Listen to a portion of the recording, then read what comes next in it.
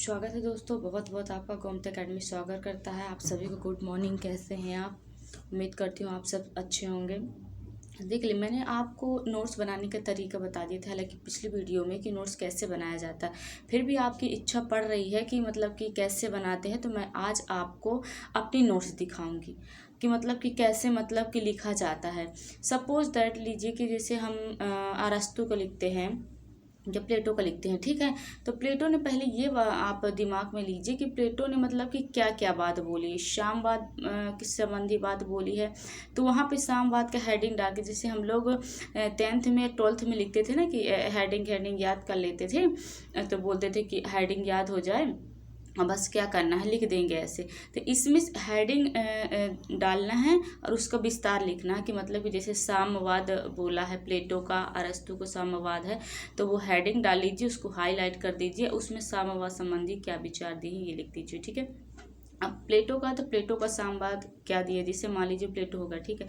उन्होंने अपने न्याय संबंधी में क्या बताया, विधि संबंधी में क्या बताया है, अपने राज्य संबंधी चीज़ों में। मान लीजिए जो 5 पॉइंट होते हैं, तो 5 पॉइंटों को अच्छे से तरह लिख लीजिए। जैसे उनकी पुस्तक होती हैं, मैं एक अभी अपनी नोट्स दिखाऊंगी उदाहरण के तौर पे कि मतलब कि मैंने कैसा बनाया है। तो उसमें जो है कि बुक से कोई चीज़ हमें याद हो जाए, जैसे रिपब्लिक में उन्होंने क्या लिखा है, द लॉज में उन्होंने क्या बताया है, ऐसे कई रचनाएं हैं, ठीक है।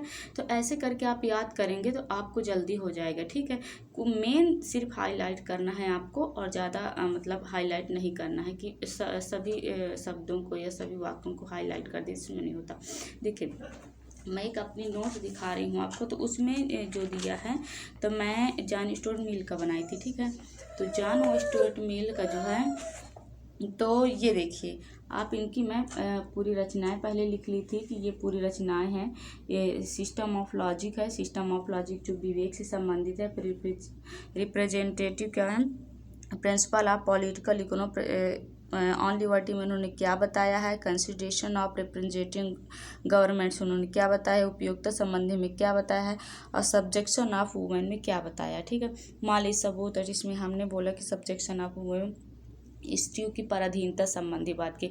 वुमेन से शब्द क्या होता है, महिला, ठीक है। महिला की पराधीनता संबंधी क्या बताई है कि मतलब कि इन्होंने कहा है कि ऐसा नहीं है कि महिला कुछ नहीं कर सकती, हालांकि जैव विज्ञानी की दृष्टि से उनकी बनावट में अंतर होगा, लेकिन ये मतलब कि घर की 4 दीवारों में कैद नहीं हो सकती। इन्हें भी अधिकार है, शिक्षा का अधिकार है, व्यवसाय करने का अधिकार है।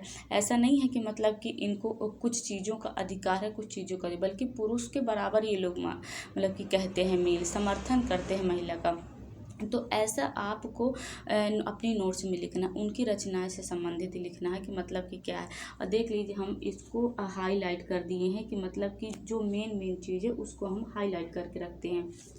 और भी चीज़ें आपको दिखा रहे हैं कि जो आपको बनाने, मतलब कि कोई भी बनाइए, यदि कुछ प्रॉब्लम हो रही है उसमें तो आप मेरे से शेयर करिए, कमेंट करके बताइए कि आपको किस तरह मतलब हो रहे थे। लिखने का जो तरीका होता है वो व्यवस्थित होना चाहिए, ठीक है। सारी चीज़ें एक मैंने आपको पिछली वीडियो में बताया था कि जब आप प्लेटो का लिखते हैं तो उसको एक पन्ना छोड़ दीजिए। यदि मान लीजिए कहीं हमको मतलब कि उसके बारे में पढ़ने को मिलता है, वो चीज़ हमने नोट्स में नोट नहीं की है, अब प्लेटो का ही पढ़ने को मिलता है या किसी का भी, और अरस्तु का, तो उसको हम उसी में लिख लेंगे, ताकि हमको क्या रहेगा कि किसी भी चीज़ की जानकारी हमको इकट्ठा रहेगी, ठीक है। तो ऐसा करके आपको नोट्स बनाना है, ठीक है। मुझे कमेंट करके ज़रूर बताइएगा कि आपको समझ में आया है या नहीं, ठीक है। आप इसे, क्योंकि दोस्तों हमें समय नहीं है, मात्र 3-4 महीने का समय है अभी, हालांकि अभी सेट का भी आने वाला है। तो यदि आप चाहते हैं तो आप अपनी तैयारी को डेवलप कीजिए, और रात में कम से कम 5-6 घंटा पढ़िए, ताकि आपकी नोट्स, क्योंकि आपकी नोट्स नहीं बनी है अभी ना, नोट्स के जो रिवीजन होता है वो हमारा नहीं हो पाएगा, ठीक है। तो इस तरह हमको थोड़ा सा अपनी पढ़ाई को डेवलप करना है, ठीक है। और भी चीज़ मैं आपको दिखा रही हूँ कि मतलब कि कैसे बनाया जाता है नोट्स।